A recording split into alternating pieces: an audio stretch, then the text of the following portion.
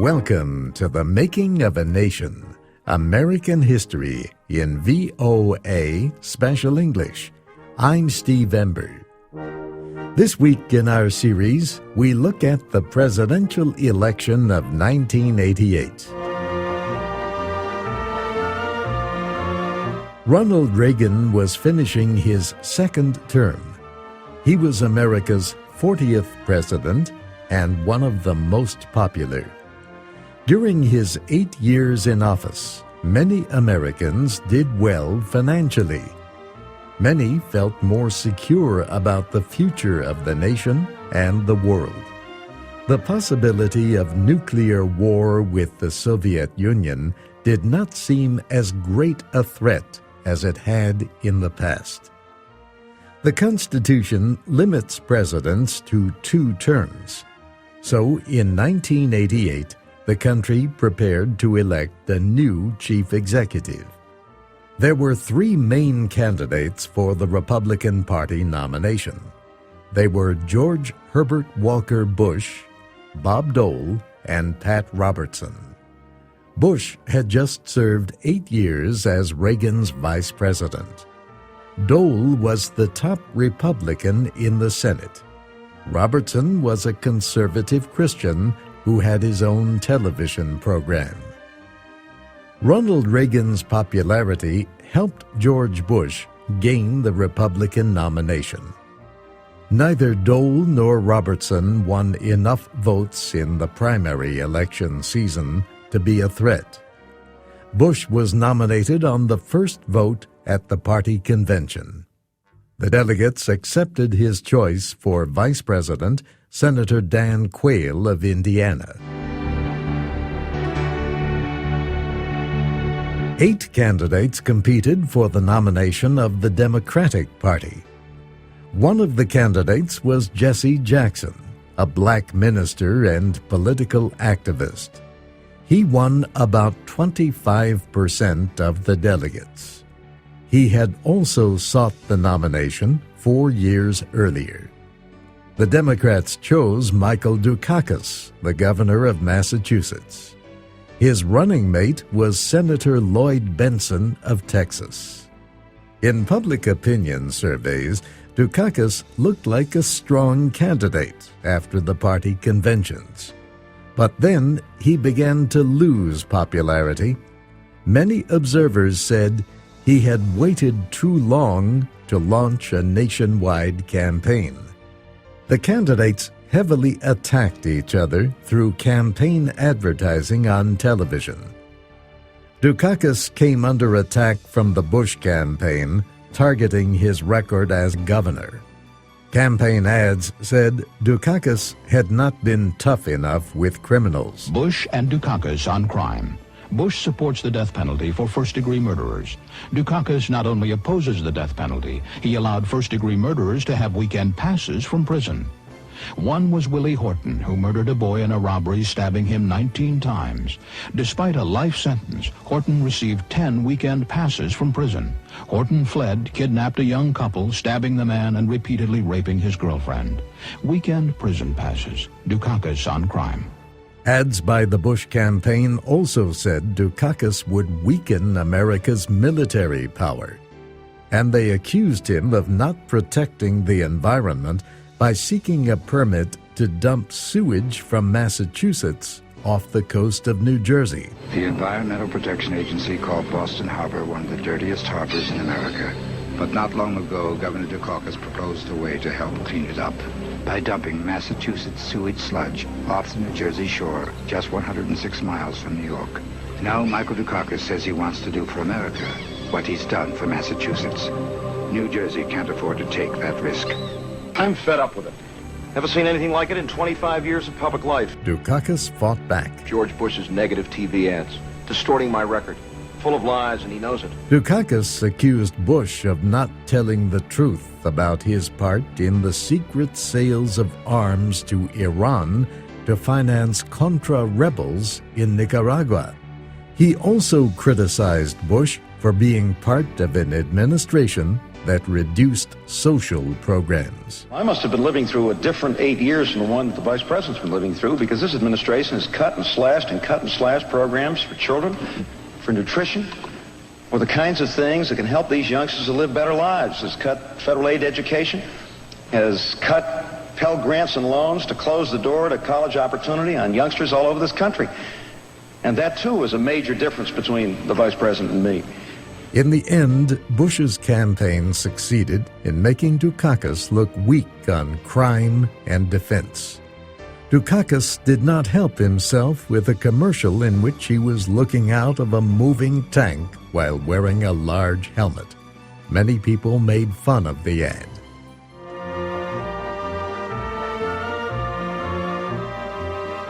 On Election Day in November, Bush defeated Dukakis by almost 7 million votes. George Bush was sworn into office on January 20th, 1989.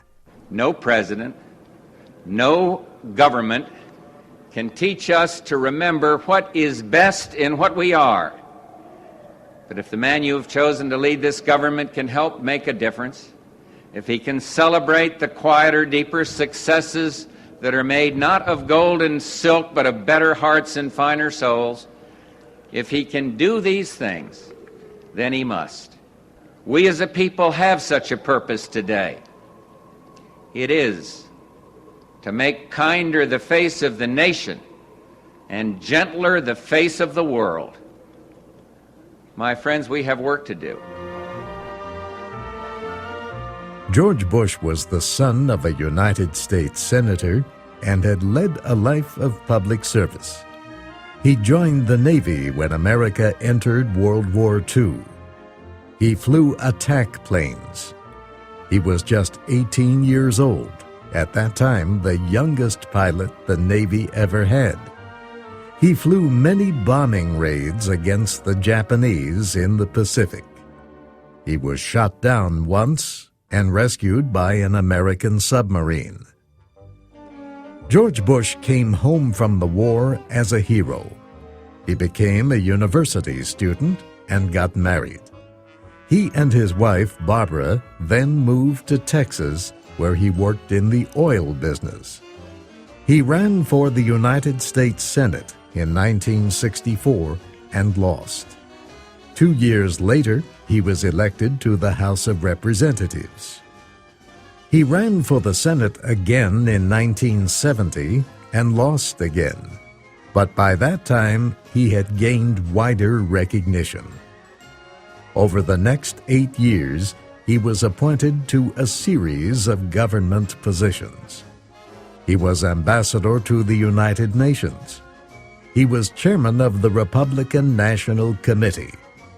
He was America's representative in China before the two countries had diplomatic relations. And he was head of the Central Intelligence Agency. In 1980, Bush ran against Ronald Reagan for the Republican nomination for president. Bush lost, but became Reagan's running mate. After 2 terms as vice president, he felt ready to lead the nation himself. The new president took 7 foreign trips during his first year in office.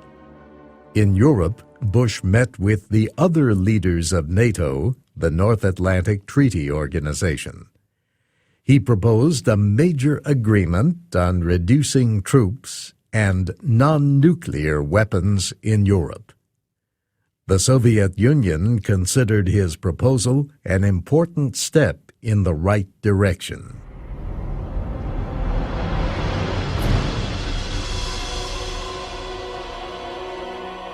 In June of 1989, the Chinese government sent tanks and troops to crush pro-democracy protests in Tiananmen Square in Beijing.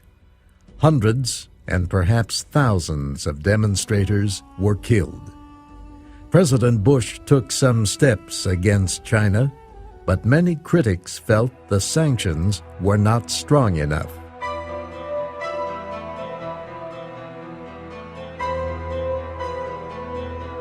In Central and Eastern Europe, communist governments also faced protests.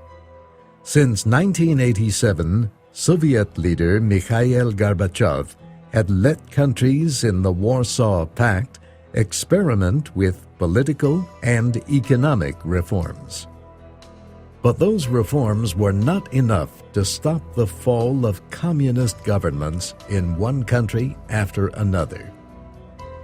In the summer of 1989, President Bush visited Hungary and Poland. Both nations were trying to develop free market economies. Both were suffering as they moved away from central control. In Poland, the leader of the Solidarity Trade Union, Lech Wałęsa, led the push for reform. He would later become president of a democratic Poland. Hier ist das erste deutsche Fernsehen mit der Tagesschau. November of 1989 brought a dramatic expression of the changes taking place in Eastern Europe. Guten Abend, meine Damen und Herren. On November 9th, East Germany opened the wall that had divided it from the West since 1961. From ABC, this is World News Tonight with Peter Jennings. Reporting tonight from Berlin. From the Berlin Wall specifically, take a look at them. They've been there since last night. They are here in the thousands. They are here in the tens of thousands. Occasionally they shout, Die Mauer muss weg, the wall must go. Thousands and thousands of West Germans come to make the point that the wall has suddenly become irrelevant. Something, as you can see, almost to party on. How do you measure such an astonishing moment in history? The East German government said tonight they were going to make more openings in the wall, at least a dozen more, put bulldozers right through the wall so that more people could cross to the west. The East German communist leadership tonight said there'd be a new election law guaranteeing secret elections which the rest of the world could monitor. And only 24 hours after East Germans were told they could go anywhere, anytime, the Soviet Union said that was a sensible move. Within days, citizens and soldiers began tearing down the wall as the world watched with hope for a new era of peace.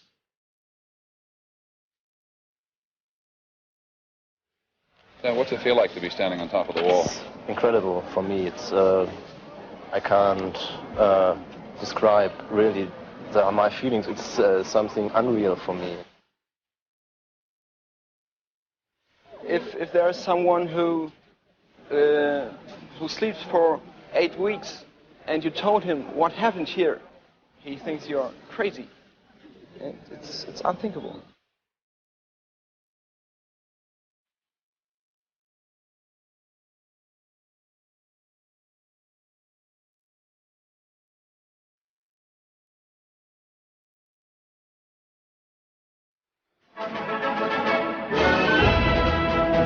The fall of the Berlin Wall pointed to the end of the Soviet Union, the end of communist rule in most of the countries in the former Soviet bloc, and the end of more than 40 years of the Cold War between the East and West.